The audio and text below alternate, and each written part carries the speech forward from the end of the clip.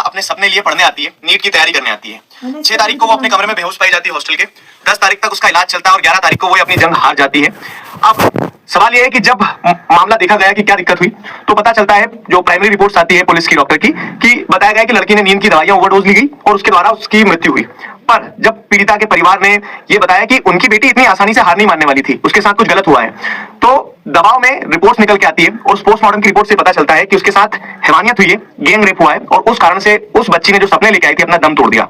अब सवाल यह है कि जब दबाव बना, जब आवाज उठी, तब हमें लूपहोल समझ में आया कि सिस्टम के जो कि पुलिस के द्वारा, जो कि डॉक्टर्स के द्वारा जो लापरवाही बरती गई, उससे सिर्फ एक बेटी का सपना नहीं खत्म हुआ या फिर एक बेटी की जान नहीं गई है, ये मानवता के प्रति एक हैवानियत दर्शाती है। उस बच्ची को 6 तारीख से लेकर 10 तारीख तक अलग अलग हॉस्पिटल में ले जाया गया, अलग अलग हॉस्पिटल में ट्रांसफर करा गया। इस बीच में इतना इग्नोरेंस हुई है कि बोला ही नहीं गया, रेप के बारे में बात ही नहीं हुई। उनके जो परिजन थे, उनके जो माँ बाप थे, वो बार बार आके चाह रहे थे बात करें, लोगों को बताएं, थोड़ा प्रोटेस्ट करें, उनको भी दबाया गया।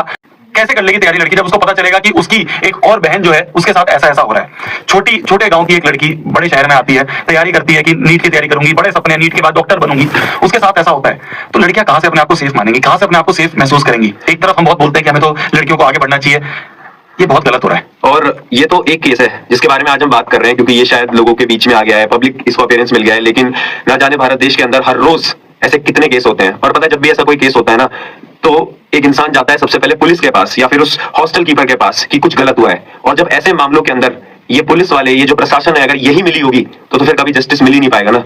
और ये सिर्फ एक केस नहीं है इग्नोरेंस का, ये उस स्थिति को दर्शाता है कि कैसे कोई और माँ बाप किस उम्मीद में आगे किसी लड़की को बाहर पढ़ने पहुंचाएंगे। ये सपनों के पर कतरने वाली स्थिति है। और हम एक शिक्षक के तौर पे नहीं, एक जिम्मेदार नागरिक के तौर पर आवाज उठाते हैं कि ये स्थिति में जितनी भी लापरवाही बरती है उसमें सुधार होने की जरूरत है। क्यों? क्योंकि ये देश की बेटियों का सवाल है।